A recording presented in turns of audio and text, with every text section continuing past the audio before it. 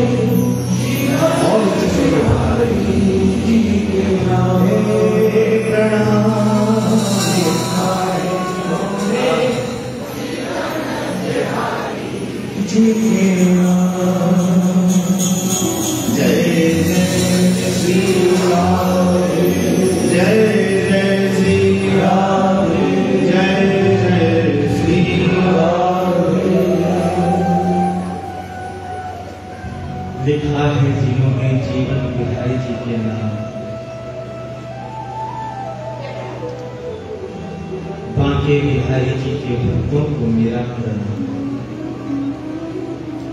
प्रेमियों, भक्ति मार्ग के प्रथम सोपान तो यही है, जब तक जीव में दीनता नहीं, जब तक जीव में प्रेम नहीं, तब तक वह भक्ति मार्ग का राही बन ही नहीं सकता। भक्त के जीवन का श्रृंगार है दीनता,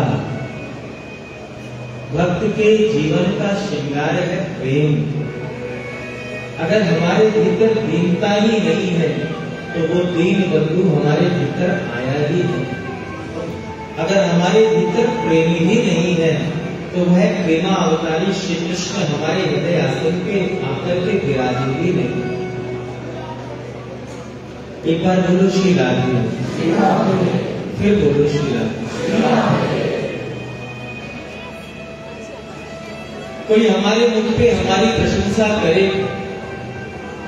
अब वो लोग तो अलग हैं, अलग होते हैं जिन्हें केवल अपनी अपनी ही प्रशंसा सुनने की आदत हो। हमारा निवेदन इधर थोड़ा सा धीरे बोले। उन लोगों की तो हम चर्चा नहीं कर रहे जिन्हें केवल अपनी ही प्रशंसा सुनने की आदत हो और अपनी प्रशंसा करवाने के लिए 2, 4, 5 चाटुकार अपने आसपास रखते हैं। वरना तो अगर किसी के मुख पर किसी की प्रशंसा की जाए तो वो थोड़ा शर्माता है, लजाने लगता है। उसी प्रकार भगवान अपनी महिमा सुनकर इतने प्रसन्न नहीं होते जी। भगवान के आगे आप भगवान की महिमा सुनाओ तो भगवान भी कभी कभी शर्माने लगते हैं, लजाने लगते हैं। लेकिन हाँ, अगर भगवान के समक्ष बैठ करके आप भगवान के भक्तों की महिमा गाओ तो भगवान भी अति प्रसन्न हो जाते हैं, अति प्रसन्न हो जाते हैं। तो ये दिव्य ग्रंथ कुछ ऐसा ही है। भगवान के कंठ में जो दिव्य पुष्पों की वो हार है, वो माला है, वह कुछ और नहीं, वह एक एक पुष्प एक एक भक्त के समान है। प्राय तो कोई भी माला हम धारण करें तो शयन के समय उस माला को अपने शरीर से अलग किया जाता है जब सोते हैं। लेकिन भगवान के श्री कंठ में जो भक्तमान रूपी माला है वह ऐसी माला है जो भगवान एक पल के लिए भी अपने कंठ से अलग नहीं करते। वह सदा ही सुवासित रहती है, पल्लवित रहती है, सुगंधित रहती है, ताजा बनी रहती है। क्यों? क्योंकि भगवान के कंठ में जो वो माला है वह माला में पिरोए हुए पुष्प ही भक्त हैं और भक्त के भाव तो नित्य ही नूतन होते हैं, नवीन होते हैं। दिने दिने नवम नवम, दिने दिने नवम नवम। तो उसी संसार रूपी बगिया में भक्त रूपी खिले हुए पुष्पों में से कुछ भक्तों का चयन करके हम आपको और श्री ठाकुर जी को भक्तमाल की कथा श्रवण कराएंगे। पिछली बार हमें स्मरण है, हमने आपको भक्त श्री हरिपाल जी का चरित्र सुनाया था और श्री बांके बिहारी जी की प्रेम दीवानी उस ताज बेगम का प्रसंग सुनाया था। इस बार श्री ठाकुर जी ने ऐसी अंतःकरण में प्रेरणा की कि इस बार गोविंद का मन हुआ कि आज मेरे प्यारे दुलारे भक्त धन्ना जाट का चरित्र आपको सुनाया है। ऐसा चरित्र, ऐसे भक्त का भाव जिसने एक साधारण पत्थर से गोविंद को प्रकट कर दिया। ये धन्ना जाट कौन है? एक जन्म की तो इनकी साधना नजर नहीं आती, अनेकों जन्मों से इनकी कुछ ऐसी साधना, कुछ ऐसा प्रेम, कुछ ऐसा नाता, कुछ ऐसा संबंध रहा होगा गोविंद के चरणों में, जो गोविंद को 5-6 वर्ष की आयु में ही धन्ना जाट के सामने साक्षात प्रकट होना पड़ गया, वो भी एक साधारण पत्थर से। ध्यान से सुनिएगा, बड़ा समझने की बात है। केवल एक साधारण पत्थर ही तो दिया था इनके पिताजी के गुरु जी ने और कहा यही तेरे ठाकुर हैं। और उस 5 वर्ष के बालक ने अपने गुरु की उस बात को सत्य मान करके उस साधारण पत्थर में भी भगवान को प्रकट कर दिया। ये भक्ति नहीं तो और क्या है, ये प्रेम नहीं तो और क्या है। ये धन्नाजात कोई और नहीं, ये धन्नाजात साक्षात राजा बलि के अवतार हैं। आप सबने श्रीमद् भागवत जी की कथा में वामन चरित्र को श्रवण किया होगा। जब भगवान वामन राजा बलि के द्वार पर याचक बनकर आए 3 पग भूमि मांगने के लिए, 3 पग भूमि का दान किया वामन भगवान को राजा बलि ने। ये राजा बलि ही इस कलयुग में आज से 400-500 वर्ष पूर्व धन्नाजाट के रूप में प्रकट होकर के आए, धन्नाजाट के रूप में प्रकट होकर के आए।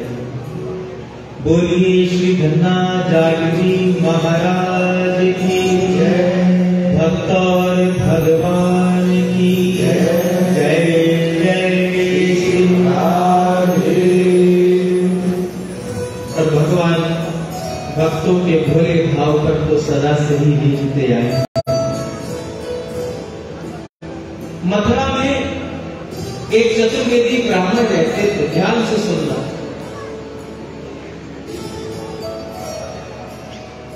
और अपने गोपाल जी की सेवा करते।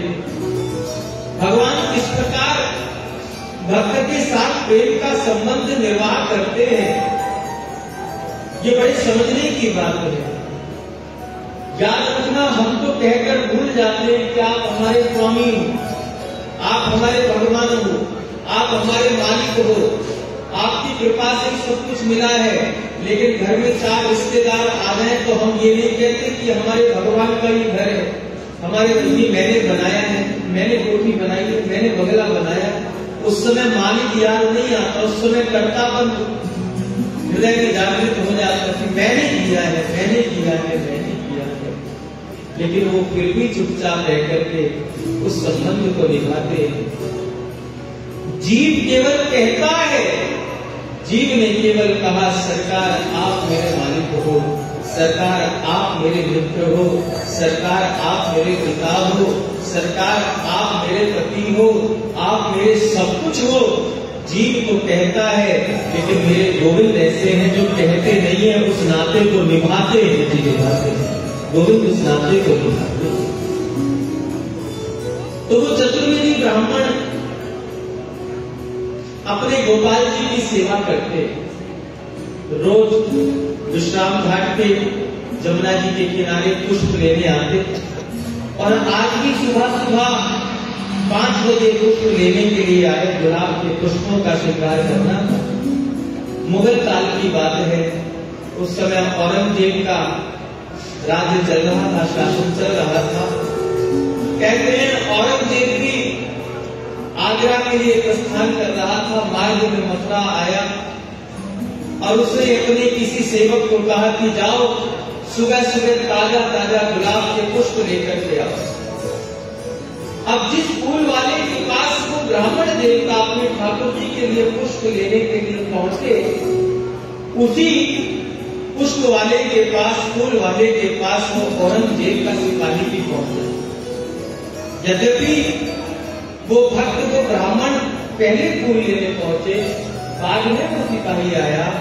लेकिन सिपाही ने आते ही कहा कि भैया ये सुंदर सुंदर ताजा गुलाब जो है ये सब हमें ले जाने हैं, हमारे बादशाह ने गुलाब मंगाए।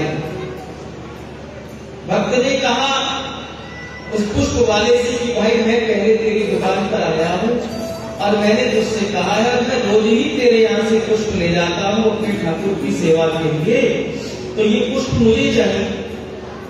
4 आने से बात आरंभ हुई। उस समय 4 आने से सिपाही ने कहा नहीं नहीं मैं इससे दुगना पैसा दूंगा, 4 आने के 8 आने दूंगा, लेकिन ये पुष्प मुझे अपने बादशाह के लिए ले जाना। उस भक्त ने कहा कि नहीं नहीं मैं इससे भी दुगना दूंगा, मैं 1 रुपया दूंगा, लेकिन अगर इसे अपने बादशाह के लिए फूल चाहिए तो मैं भी अपने बादशाह के लिए ही ये फूल ले जाना चाहता हूं। मैं एक दूंगा। सिपाही जिद कर अड़ गया कि बादशाह का फरमान है, बादशाह की आज्ञा है कि गुलाब के पुष्प लेकर के आने हैं, अगर नहीं लेकर के गया तो बादशाह नाराज होगा। ना जाने क्या दंड दे। लेकिन उधर भक्त भी जिद पर अड़ गए।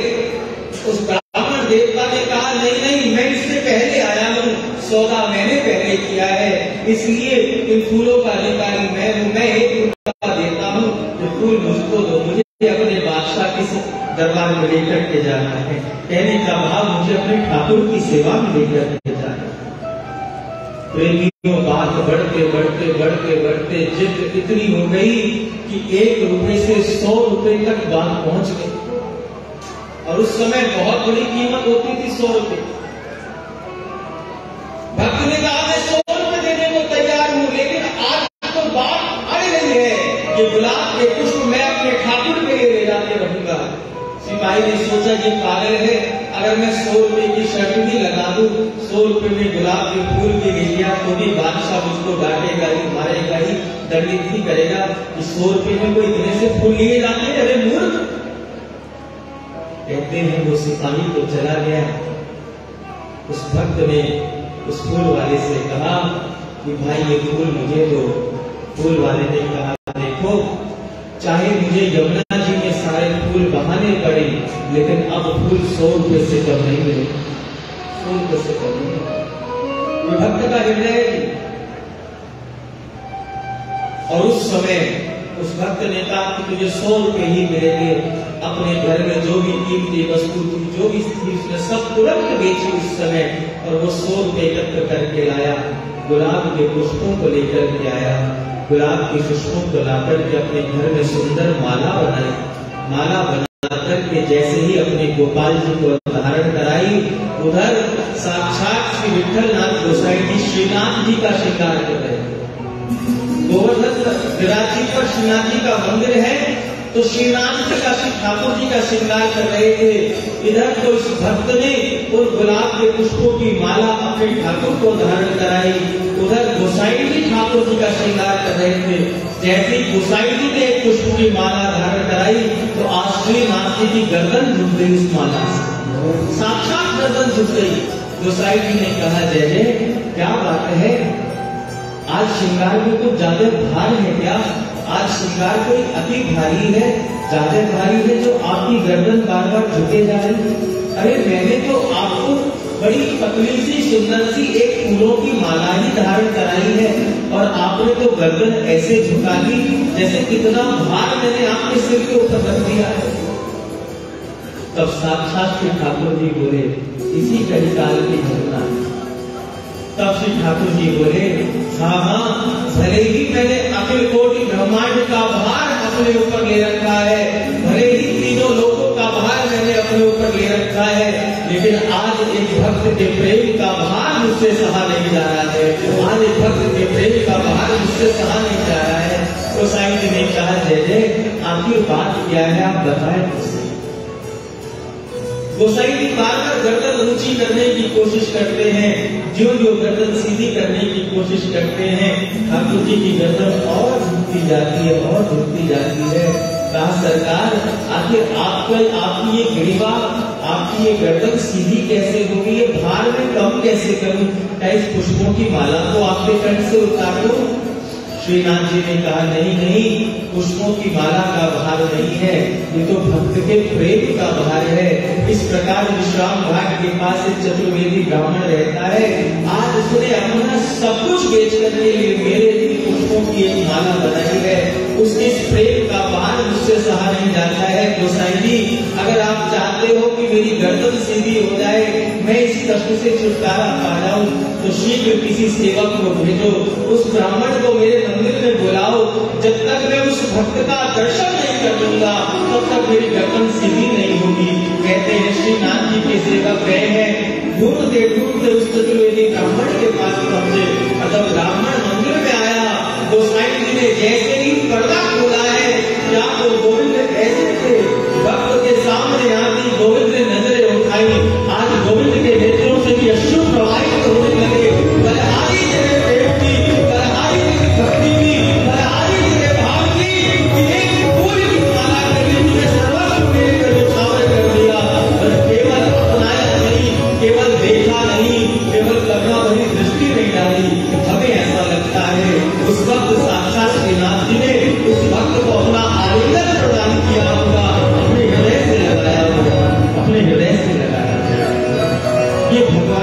भक्त वत्सलता है, ये भगवान की करुणा है, ये भगवान की कृपालुता है। लोग कहते हैं हम भगवान के दास हैं, लोग कहते हैं हम भगवान के भक्त हैं,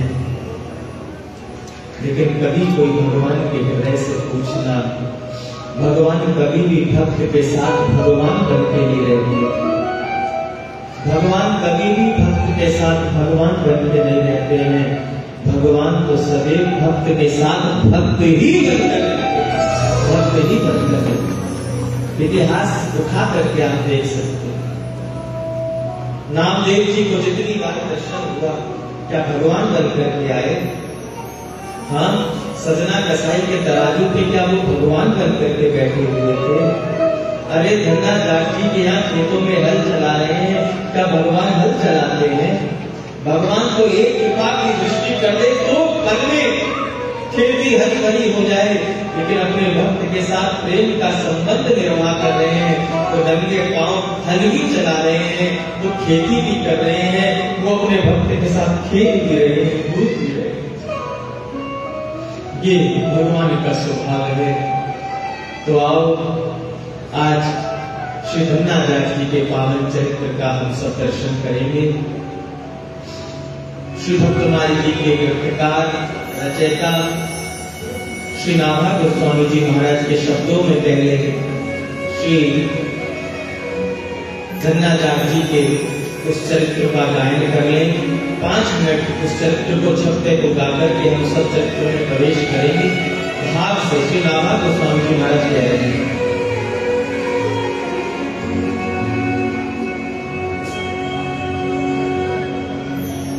नाभा गोस्वामी जी महाराज कह रहे हैं,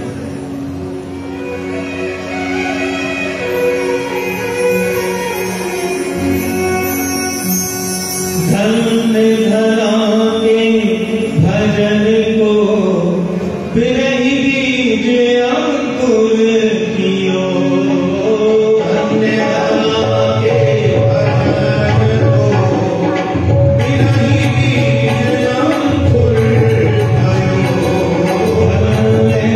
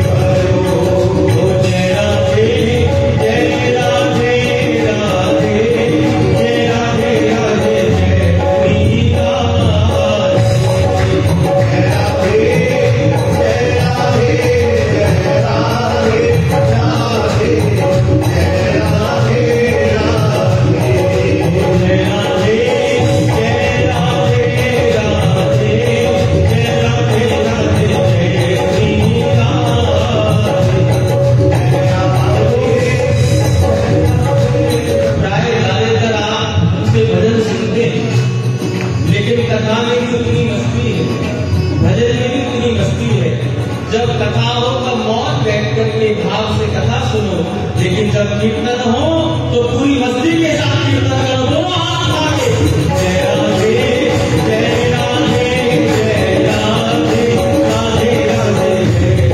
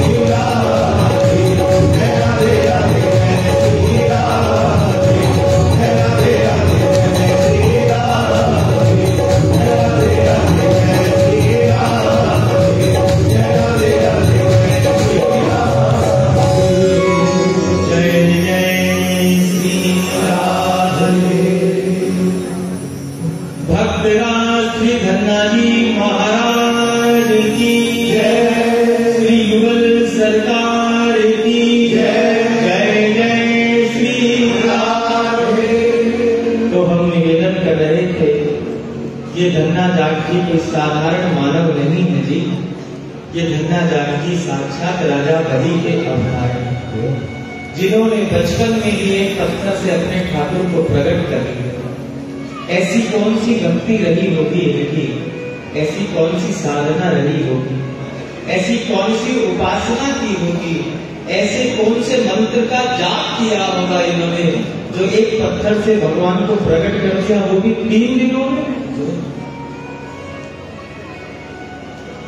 ध्रुव जी को भी 6 महीने लगे थे ठाकुर जी को प्राप्त करने में, लेकिन इस कलिकाल में श्री धन्ना जाट जी ने अपने बाल्यकाल में 5 वर्ष की अवस्था में 3 दिन में ठाकुर जी को प्रकट कर लिया।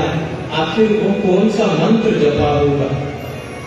वो मंत्र कोई और नहीं, उन्होंने तो केवल प्रेम का पाठ पढ़ा था। प्रबल प्रेम के पाले पढ़कर प्रभु को नियम बदलते देखा, अपना मान भले टल जाए पर भक्त का मान न टलते देखा, भक्त का मान न टलते। बंद हो परिजन बलि कलि तनहारो धना रूप हरि प्रेम प्रचार। ऐसे भक्त जिन्होंने भगवान के प्रेम का खूब प्रचार प्रसार किया। जयपुर के पास टोंक के नजदीक धुवनकला गांव में इनका जन्म हुआ। आज भी वहां पर मंदिर है और श्री धन्ना जी के नाम से गुरुद्वारा भी है। हमारे गुरु ग्रंथ साहिब में श्री धन्ना जी के भी कुछ 2-4 पद ग्रंथ साहिब में संग्रहित है। तो वहां पर जयपुर के पास टोंक के पास धुवनकला गांव है, जहां इनके नाम का आज भी गुरुद्वारा भी बना हुआ है, मंदिर भी है। तो ऐसे धुवनकला गांव में इनका जन्म हुआ। जाति से जाट थे। इनके पूज्य पिताजी का नाम था श्री पन्ना जाट और माता जी का नाम था श्रीमती रेखा देवी। क्या नाम था पिताजी का? बोलो, अरे जरा ऊंचा बोलो। और माता जी का क्या नाम था? श्री रेखा। धन्य है आप सब श्रोता यहाँ बैठे, नहीं तो इस समय कथा हो तो श्रोता ज्यादा मिलते हैं, श्रोता कम मिलते हैं। हमने श्री हरदास निकुंज बिहारी सेवा समिति में सभी अपने, तो हमने अभी से पूछा, हमने कहा भाई सुनाम में हमने एक बात देखी है, कथा हो या कीर्तन हो तो रात को ही होता है, ऐसा क्यों? प्राय कथा मध्याह्न में दोपहर में होती है, सुबह होती। काम महाराज जी की सब दुकानदार लोग हैं, व्यापारी लोग हैं, सब अपनी दुकान को मंगल करके बढ़ा करके उसके बाद 8 साढ़े 8 बजे तक ही आप आते, तभी भीड़ होती है, तभी भक्त लोग आते हैं। हमने कहा बड़ी अच्छी बात है। नहीं तो किसी कथा में व्यास जी सुना रहे थे कि दोपहर में कथा हो रही थी और एक दुकानदार की कथा सुन रहा था, ध्यान से सुनना, और कथा सुनते सुनते उसका मन दुकान में चला गया। कपड़े का व्यापारी था, उसका मन चला गया दुकान में। अब कथा सुन रहा है, मन पहुंच गया दुकान में, तो क्या देख रहा है कि दुकान में ग्राहक आया, उसने पूछा भाई ये कपड़ा कितने रुपए मीटर है? तो वो बोला कि 5 रुपए मीटर। ग्राहक बोला 5 नहीं, मैं तो 4 रुपए मीटर में लूंगा। तो वो बैठा कथा में है लेकिन चिंतन दुकान का चल रहा है और वहीं बैठे बैठे सोच रहा, गणित चल रहा है, भाई 4 में नहीं मैं 5 में ही दूंगा, 5 रुपए मीटर ही कपड़ा मिलेगा। ग्राहक ने कहा नहीं मैं 4 से ज्यादा नहीं दे सकता। तो उस दुकानदार ने सोचा कि अपने को तो 2.5 रुपए 3 रुपए मीटर ही पड़ा है, उसने आवाज लगाई ऐसे हाथ आगे बढ़ा करके, ले जा भाई 4.5 में, मैं कहता हाथ पसार। तो मैं 5 कहता हूँ, तो 4 रुपए मीटर कह रहा है। अब ना तेरी ना मेरी 4.5 मीटर में हम लोग अपनी बात बढ़ा लेते, तो 4.5 रुपए मीटर को ग्राहक तैयार हो गया। तो कथा में बैठे बैठे सोच रहा है और आवाज लगाई कि ले जा भाई 4.5 में, कहता हाथ पसार, और सामने वाले भक्त का कुर्ता दीना फाड़, सामने वाले भक्त का कुर्ता दीना फाड़। भूल गया कहाँ बैठा हूँ कि कथा में उनकी दुकान में, कथा में आगे जो भक्त बैठा था उसे लगा कपड़ा है, तो कुर्ता पहने बैठा था, उसका कुर्ता ही फाड़ दिया नाम को, ले जा 4.5 में, कहता हाथ पसार। लेकिन आप ऐसे नहीं, आप तो पक्के श्रोता है। श्रोता हो कि नहीं, भगवान नाम के भक्त हो कि नहीं, तो बोलो राधे राधे, जोर से बोलो राधे, फिर बोलो राधे। हाँ, अब लग रहा है कि अब पंजाब में इस्लाम में अब आवाज में करंट है, फिर बोल दो एक राधे राधे। ये बात है। तो इनके बाल्यकाल की घटना है। 5 वर्ष के श्री धन्ना जी अपने माता पिता के साथ रह रहे हैं, बड़े लाडले हैं। यद्यपि इनके माता पिता भी भक्त हैं, खूब संत सेवा साधु सेवा करते हैं, लेकिन जाट परिवार से हैं, संपन्न भी हैं, खूब खेती बाड़ी है और यथा सामर्थ्य साधुओं की, संतों की, भक्तों की सेवा भी करते हैं। और हमें ऐसा लगता है कि माता पिता की सद्गुण ही श्री धन्ना जी में बचपन से वो बीज अंकुरित हुआ होगा, जो कि उनका मन भी साधु सेवा संत सेवा में लगा। एक दिन इनके पिताजी के गुरु वैद्यलोचन नाम के ब्राह्मण देवता पधारे, तीर्थ यात्रा कर रहे थे। तीर्थ यात्रा करते करते इनके पिताजी के गुरु इनके घर आए और कुछ दिन विश्राम किया। कहते हैं वो संत भगवान अपने साथ अपने ठाकुर जी लेकर के आए, और ठाकुर जी कौन थे? श्री शालिग्राम। शालिग्राम भगवान अपने साथ रखते और धन्ना जाट जी के घर में भी वो रुके और धन्ना जाट जी के घर में रुक करके खूब सेवा पूजा करते। प्रातः काल उठते ही स्नान आदि से निवृत्त होकर के शालिग्राम भगवान का स्नान कराना, अभिषेक कराना, तुलसी दल चढ़ाना, चंदन चढ़ाना, भोग आदि सब कुछ सेवा करते। और छोटे से धन्ना जाट जी अपने पिताजी के गुरु जी की इस सेवा पद्धति को रोज देखते और उनका मन होता कि क्यों ना मैं भी ऐसे भगवान की सेवा करूं। कितना आनंद आता है। सुबह सुबह अभिषेक करते हैं, तुलसी दल चढ़ाते हैं, चंदन चढ़ाते हैं, भोग आदि लगाते हैं। काश मेरे पास भी मेरे भगवान होते तो मैं भी ऐसी सेवा करता। उस बालक धन्ना के मन में ये भाव जागृत हुआ और कहते हैं एक दिन उनसे रहा नहीं गया और उन्होंने अपने पिता गुरुदेव से, पिताजी के गुरुजी से कहा, प्रभु आपके चरणों में मैं प्रणाम करता हूँ। मैं रोज देखता हूँ आप अपने ठाकुर जी की सेवा करते हो, ये कौन से भगवान हैं? कहा बेटा ये शालिग्राम भगवान है। क्या इनका रोज स्नान होता है? हाँ रोज स्नान होता है। रोज आप कुछ पत्र भी चढ़ाते हैं? अभी धन्ना जी को ये भी नहीं पता है कि जो पत्र चढ़ाते हैं वो तुलसी दल है। आप ये हरे हरे पत्ते भी चढ़ाते हैं? हाँ, इनको बहुत प्रिय है ना, इसलिए रोज चढ़ाते हैं ये पत्ते। चंदन भी लगाते हैं? हाँ, चंदन भी लगाते हैं। भोग भी लगाते हैं? हाँ, भोग भी लगाते हैं। तो ये भोग पाते भी हैं, भोजन करते भी हैं। अरे भोजन करते हैं जब ही तो भोग लगाते, और जब तक ये भोजन नहीं कर लेते, भोग नहीं लगा लेते, तब तक हम भी कुछ नहीं पाते। रोज लगाते हैं? हाँ, रोज लगाते। तो छोटे से बालक धना जी के मन में आया, बाबा मैं आपसे एक प्रार्थना करूं? हाँ बेटा बोल, क्या प्रार्थना है? धना जी ने कहा, बाबा आपके पास ही भगवान है, कहाँ से आए? बेटा हम मुक्तिनाथ गए थे नेपाल, वहां गंडकी नदी से भगवान लेकर के आए, वही ये भगवान थे। तो एक ही भगवान थे? नहीं, वहां तो बहुत सारे हैं। शालिग्राम भगवान गंडकी नदी से प्राप्त होते। अभी राम मंदिर के लिए भी शालिग्राम भगवान कितने विशाल रूप में आए हैं अयोध्या में, जिसमें भगवान श्री राम जी का स्वरूप प्रकट हुआ। तो क्या एक ही भगवान थे उस नदी में? नहीं, बहुत सारे हैं। ऐसे असंख्य भगवान वहां विराजित हैं उस नदी में। बाबा जब इतने सारे भगवान हैं, आप बार बार जाते हो वहां, कई बार तीर्थ यात्रा करने जाते हैं तो वहां भी जाते हैं, तो आप एक प्रार्थना है आपके चरणों में मैं कहूं? हाँ बेटा बोल। छोटे से धना जी ने कहा, बाबा मेरी बस इतनी प्रार्थना है, आप तो घूमते फिरते रहते हो, मैं तो छोटा सा बालक हूँ, मुझे तो मेरे माता पिता घर से बाहर भी ज्यादा दूर जाने नहीं देते।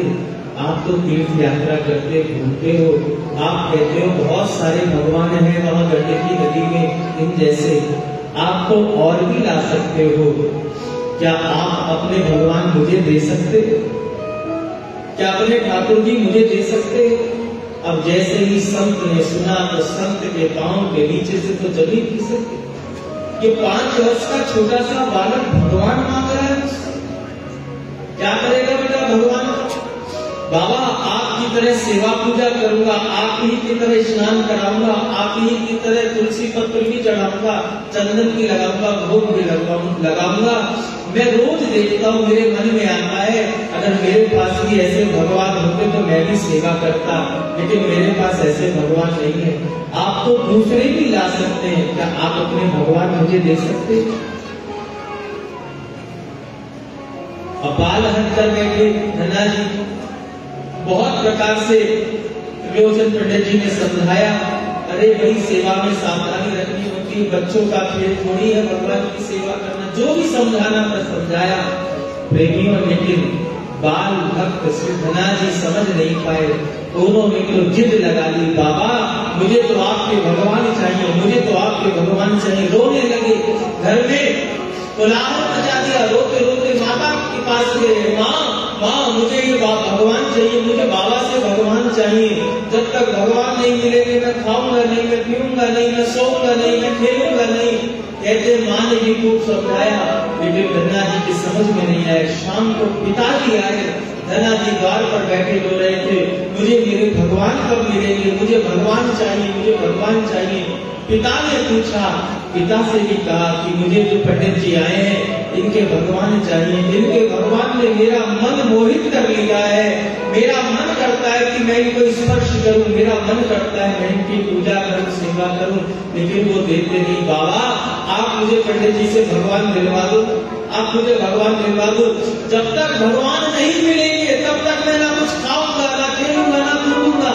पिताजी ने खूब समझाया, समझे नहीं। फिर अंत में माता पिता ने कहा, बेटा तू चुप हो जा, हम गुरुजी से बात करते हैं।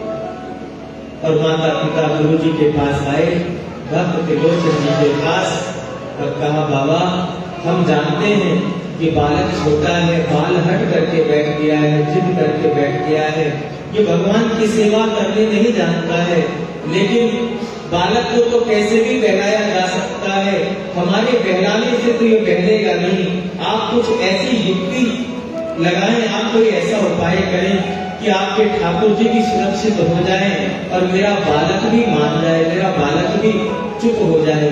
कहते हैं संत जी ने युक्ति अपनाई, और धन्ना जी को बुलाया और छोटे से धन्ना जी से कहा, बेटा तुझे भगवान चाहिए ना? हाँ हाँ बाबा मुझे भगवान चाहिए। मेरे ही भगवान चाहिए? हाँ हाँ बाबा आपके भगवान चाहिए। ठीक है, तो तुझे आज नहीं कल सुबह तुझको भगवान दूंगा, मैं अपने ही भगवान। अब तो धन्ना जी खूब आनंद में झूमने लगे, गाने लगे, नाचने लगे। कल सुबह मुझे भगवान मिलेंगे, भगवान मिलेंगे। कहते हैं रात्रि भर नींद नहीं आई। और कैसे आई जी? जिसको यह पता चल जाए कि कल भगवान की प्राप्ति होने वाली है, वो होश में रह सकता है, उसे नींद आ सकती है, उसको चैन आ सकता है। क्या रात भर अपनी माँ से कहते रहे, माँ सुबह मुझे मेरे भगवान मिलेंगे, सुबह मुझे मेरे भगवान मिलेंगे, मैं ऐसे करूंगा, मैं वैसे करूंगा, तू ऐसे बेलन की रोटी बनाना, तू ऐसे बाजरे की रोटी बनाना, मैं भोग लगाई करूंगा। पूरी रात ठाकुर जी की प्रतीक्षा में निकाल दी। इधर संत भगवान अपने आसन से उठे और प्रेमियों नदी स्नान करने के लिए गए हैं संत भगवान।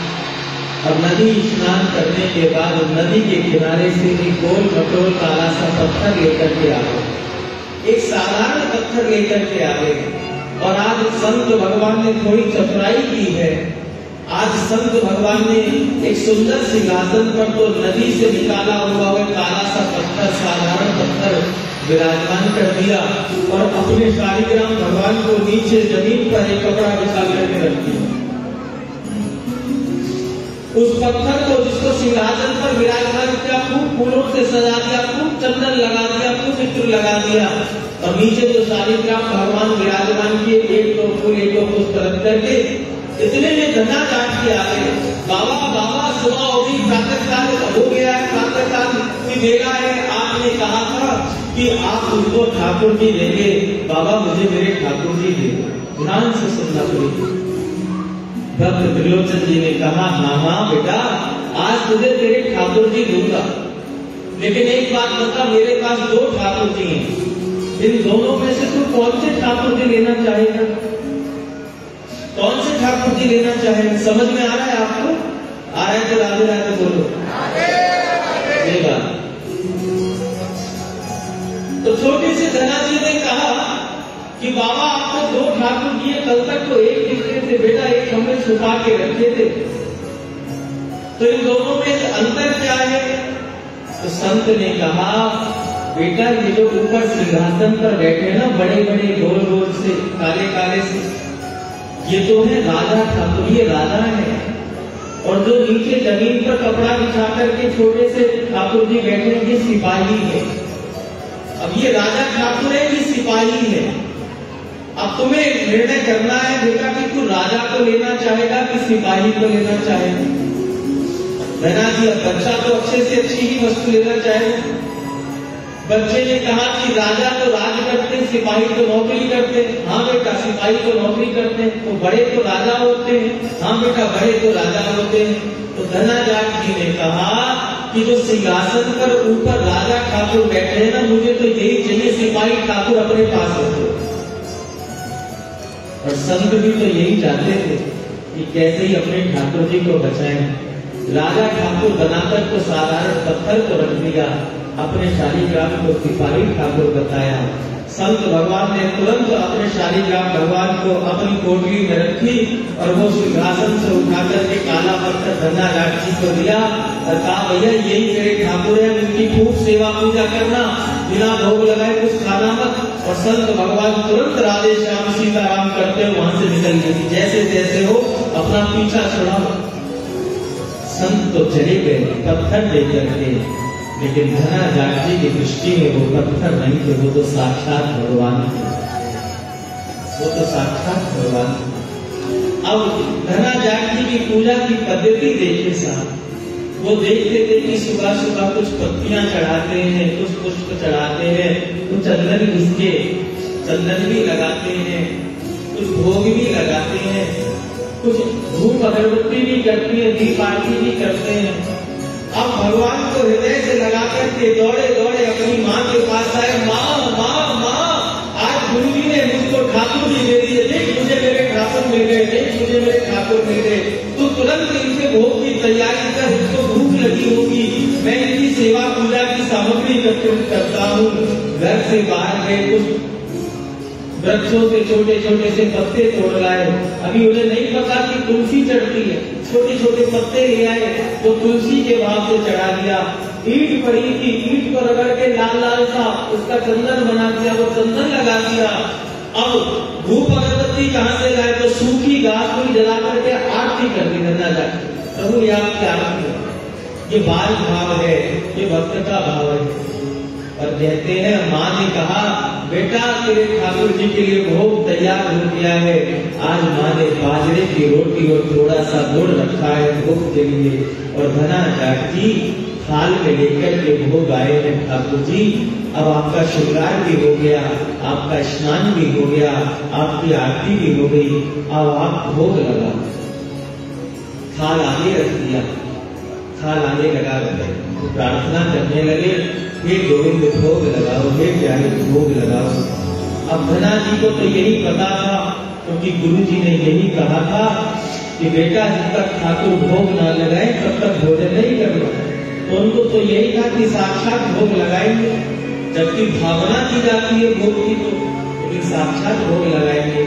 कहते हैं एक दिन हो गया, प्रार्थना करते करते भोग लगाओ, ठाकुर प्रकट नहीं हुए, ठाकुर प्रकट नहीं। प्रेमियों उस दिन धना जी ने भी कुछ नहीं खाया। प्रार्थना करते हुए शायद मेरी भावना में, मेरी प्रार्थना में कोई त्रुटि है जो आप भोग नहीं लगा रहे। प्रभु वो संत भगवान को जब आपको भोग लगाते थे तो 5-10 मिनट में हमको भी प्रसाद मिल जाता था। आज तो सुबह से शाम हो गई, क्या बात है, क्या बात है। जैसा भी रूखा सूखा है आप भोग लगाओ ना, देखो ना मैं भी भूखा बैठा हूँ, आप भोग नहीं लगाएंगे तो मैं भी कुछ नहीं खा पाऊंगा। रात भर प्रार्थना की लेकिन ठाकुर प्रकट नहीं हुए। दूसरा दिन हुआ, माँ को पता नहीं, पिताजी को भी पता नहीं कि मेरा बेटा भूखा है, कैसा है। बेटा तो कह देता हाँ माँ सब ठीक है, सब ठीक है, बस तू आज फिर गरम गरम ठाकुर जी के लिए रोटी बना, कुछ और बना। माँ ने फिर प्रसाद बनाया, ठाकुर को भोग लेकर के गए धना जी। दूसरे दिन भी खूब प्रार्थना की, खूब प्रार्थना की, अनुनय विनय किया, लेकिन गोविंद प्रकट नहीं, गोविंद प्रकट नहीं। पूरा दिन ऐसे ही निकल गया। तीसरे दिन फिर माँ ने प्रार्थना, तीसरे दिन फिर माँ ने भोग तैयार करके, अरे धना, अरे तेरे ठाकुर जी के भोग का समय हो गया है, तू भोग ले जा, लेकिन आजकल मैं तुझे देख भी नहीं कि तू कब खाता है। अरे माँ मैं अपने गोविंद के साथ खा लेता हूँ। माता पिता को भी नहीं बताया कि मेरे गोविंद भोग नहीं लगा रहे हैं, तो मैं भी 3 दिन से भूखा हूँ। प्रेमियों तीसरे दिन ठाकुर के आगे थाल अर्पित किया है, वो बाजरे की रोटी, वो गुड़, थोड़ी सी चटनी रखी है।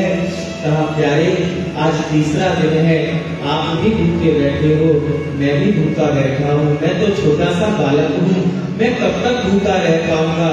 प्यारे आपके तो बहुत सारे भक्त हैं, आप तो जाने कहां कहां जाकर के भोग लगाए आते होंगे, लेकिन मेरे तो केवल एक ही भगवान आप हो, और जब तक आप भोग नहीं लगाओगे तब तक मैं कैसे प्रसाद पाऊंगा। प्रार्थना करते हैं लेकिन गोविंद प्रकट नहीं होते। आज धना जी से रहा नहीं गया, और धना जी रोते रोते विलखते विलखते ठाकुर से प्रार्थना करने लगे, कहने लगे हे कन्हैया तुम्हें एक नजर देखना है, कन्हैया तुम्हें एक नजर देखना है, कन्हैया तुम्हें एक नजर देखना है, कन्हैया तुम्हें एक नजर देखना है।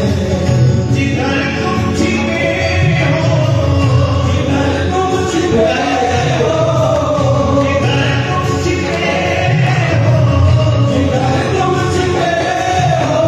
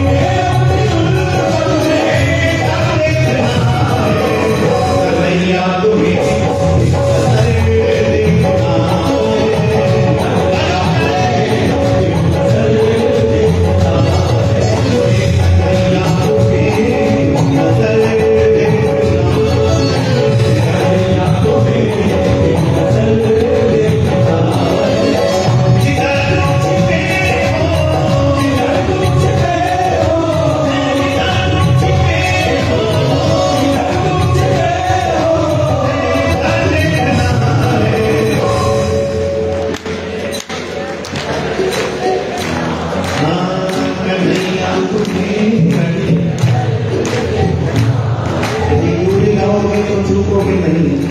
ये कन्हैया तुम्हें,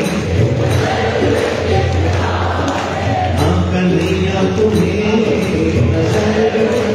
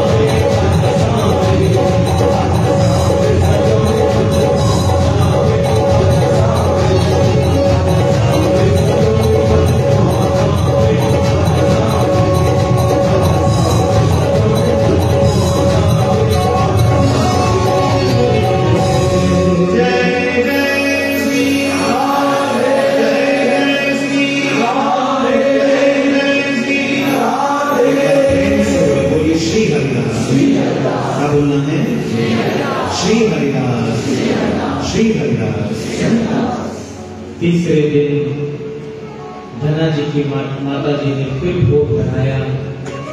4 बाजरे की रोटी गुड़ चटनी रख के धना जी को दिया और तीसरे दिन धना जी ने फिर प्रार्थना की। आज धना जी से रहा नहीं गया। आज गोविंद के आगे छोटे से धना जी हट करके बैठ गए। गोविंद 2 दिन हो गए आपसे प्रार्थना करते करते, आपके साथ साथ मैं भी भूखा हूँ।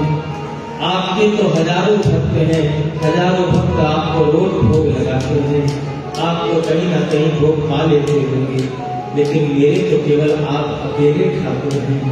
आप जब तक भोग नहीं लगाएंगे तब तक मैं कैसे भोजन करूं?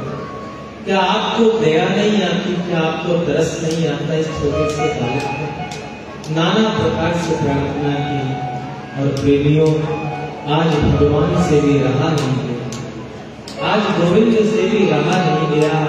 कहते हैं बाल भक्त श्री धना जी की पुकार आज अनसुनी नहीं की गई गोविंद से। और जैसे ही बाजरे की रोटी का थाल गोविंद के आगे प्रार्थना पूर्वक निवेदित किया है, उसी समय उस काले काले गोल मटोल पत्थर से साक्षात श्री ठाकुर जी प्रकट हो गए हैं। और मात्र प्रकट नहीं हुए बल्कि अपने हाथ से थाली उठाकर के बाजरे की रोटी और गुड़ चटनी खाने लगे। खाते खाते श्री ठाकुर जी ने 2 रोटी पाली। धना जी बैठे देख रहे हैं, या तो खा नहीं रहे थे या रुक नहीं रहे हैं। अरे माँ ने 4 ही रोटी दी है, 2 तुम्हारी है 2 मेरी है। जैसे ही ठाकुर जी तीसरी रोटी के लिए हाथ आगे बढ़ाने लगे, तुरंत छोटे से धना जी के हाथ पकड़ लिए। प्रभु, गोविंद ने निहारा है धना जी को। हाँ धना, क्या कहना चाहते हो? प्रभु, मैं तो इतना ही कहना चाहता हूँ, अगर आप 3 दिन से भूखे हो तो मैं भी तो 3 दिन से भूखा हूँ। अरे 4 रोटी दी है माँ ने भोग के लिए, 2 आपने खा लिया, 2 मेरे लिए छोड़ दो। कहते हैं गोविंद का हृदय इतना विफल हो गया, इतनी करुणा उमड़ गई गोविंद के हृदय में, ठाकुर के हृदय में इतना वात्सल्य उमड़ा कि छोटे से धना जी को अपनी गोदी में बैठा करके आज भगवान ने अपने हाथों से धना जी को ग्रास खिलाया है, रोटी खिलाई है। ये भक्त वत्सलता है। तो भक्त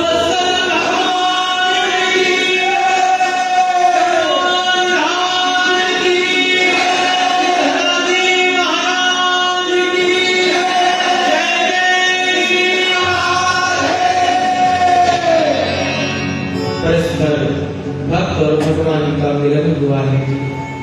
अब तो रोज की आदत बन गई।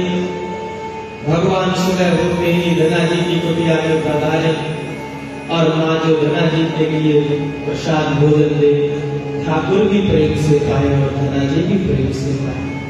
कहते हैं धीरे धीरे धना जी कुछ बड़े हुए, गैया चराने लगे। आज ठाकुर ने एक लीला बड़े ध्यान से सुनना है। आज गोविंद ने धना जी से कहा, धना देख, तू मेरा यार है, मैं तेरा यार हूँ, तू मेरा सखा है, मैं तेरा सखा हूँ, तू मेरा मित्र है, मैं तेरा मित्र हूँ। और मित्र को ये अच्छा नहीं लगता कि मैं तेरे घर रोज रोज आऊं, केवल खाता ही रहूं। अरे कभी कुछ मुझे भी काम बताया कर, तू गृह का कर। धना जी ने कहा, आप तो मुझे ऐसे ही अच्छे लगते हैं, बस आप विराजे करो, आप भोग लगाया करो, मैं आपको देखता रहूं, आपसे क्या कार्य करूं? गोविंद ने कहा, नहीं नहीं नहीं नहीं, फिर भी कुछ तो कार्य बताओ, मेरा भी मन करता है, मैं यहाँ खाली बैठा रहता हूँ, तेरे साथ कुछ काम में हाथ बताओ। धना जी ने कहा, अच्छा आप ही बताओ, आपको कौन सा काम आता है? श्री ठाकुर जी ने कहा, अरे धना, ये पूछ मुझे कौन सा काम नहीं आता है, सब काम आते। धना जी ने कहा, मैं तो किसान आदमी हूँ, ज्यादा से ज्यादा गाय भैंस चरा लाता हूँ या खेतों में काम करता हूँ, इससे ज्यादा तो कोई काम मेरे यहाँ है नहीं। घर में सब माता जी सब काम संपादित करती हैं। तो कन्हैया ने कहा कि अरे गैया चरानी तो मुझे भी बहुत अच्छी आती है। धना जी ने कहा, आपने कब गैया चराई? श्री ठाकुर जी ने कहा, प्यारे ये मत पूछ, मैंने तो एक अवतार में गैया ही की सेवा की है, केवल गाय ही गाय चराई है। आपको गैया चलानी आती है तो आप मेरे साथ साथ चला करो। और कहते हैं छोटे से धना जी अगले दिन श्री ठाकुर जी के साथ खेतों में गए हैं और आज ठाकुर जी गैया चरा रहे हैं। धना जी के साथ नंगे पांव खेतों में गैया चरा रहे हैं। आज ठाकुर जी गैया चराते चराते धना के साथ हाथ से विनोद कर रहे, खेल रहे, कूद रहे हैं। और इतना ही नहीं, दोनों मित्र हाथ में हाथ डाल करके नाच रहे हैं, झूम रहे हैं, मस्ती कर रहे हैं। जैसे दो सखा दो मित्र परस्पर प्रेम करते हैं, ऐसा प्रेम धना जी और ठाकुर जी का होगा। धना जी और ठाकुर जी का होगा। दोनों हाथ में हाथ डाल करके खेतों में घंटों बात करते हैं, दोनों गैयाओं को चराते हैं, दोनों खेलते हैं, दोनों एक साथ प्रसाद पाते हैं।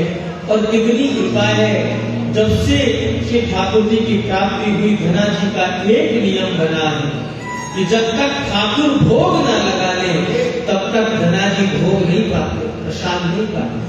और प्रेमियों, आप सब एक नियम बना लो, अगर कुछ और भक्ति नहीं होती तो इतनी भक्ति तो कर ही लो कि सुबह उठ करके सबसे पहले अपने ठाकुर को भोग लगाओ, उसके बाद कुछ पाना आरंभ करो। इतनी ही भक्ति से कल्याण हो जाएगा। गोविंद सदा सदा के आपके घर में बातें होकर के बैठ जाएंगे। इतना ही नियम बना लो। और चरित्र तो अभी बहुत है, लेकिन शेष चरित्र हम कल कहेंगे। आज तो धना जी के साथ भगवान आनंद ले रहे हैं खेतों में, और दोनों मित्र नाच रहे हैं, गा रहे हैं, कह रहे हैं, आप ही कहिए। ओ जट्टा तेरी बल्ले बल्ले, ओ जट्टा तेरी बल्ले बल्ले, ओ जट्टा तेरी बल्ले बल्ले, धना जी की बल्ले बल्ले हुई कि नहीं? अरे जब भगवान मिल गए तो उससे ज्यादा बल्ले बल्ले क्या होगी? आप सबको भी भाव रूप से भगवान मिले, इसलिए प्रार्थना करो, दोनों हाथ उठाकर झूमो।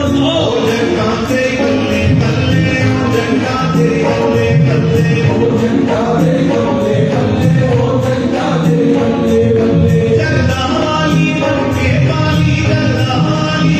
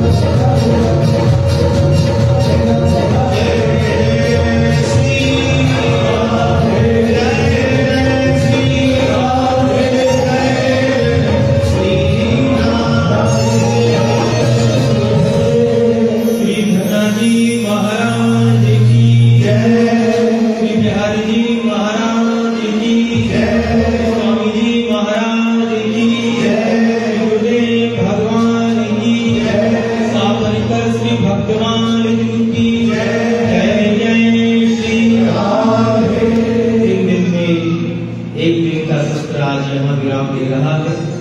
2 ही दिन हमारे पास शेष है और हम आप सबसे निवेदन यह करेंगे कि आप 7 नहीं तो 7:30 बजे तक सब यहाँ पधारे, ताकि समय से कथा और कीर्तन का आनंद हम सब ले पाए। क्योंकि इतने प्रयास, इतनी प्रभात फेरियों करने के बाद श्री हरिदास निगम जी बिहारी सेवा समिति ये दिव्य आयोजन आप सबके लिए करती है। आप सबके सहयोग से पूरी समिति पूरे वर्ष भर प्रतीक्षा करती है आप सब। तो समय का विशेष ध्यान रखते हुए हम कल इस भजन को गाने की प्रेरणा कर रहे हैं। आज यही आरती करके वाणी को विराम करेंगे भाव से।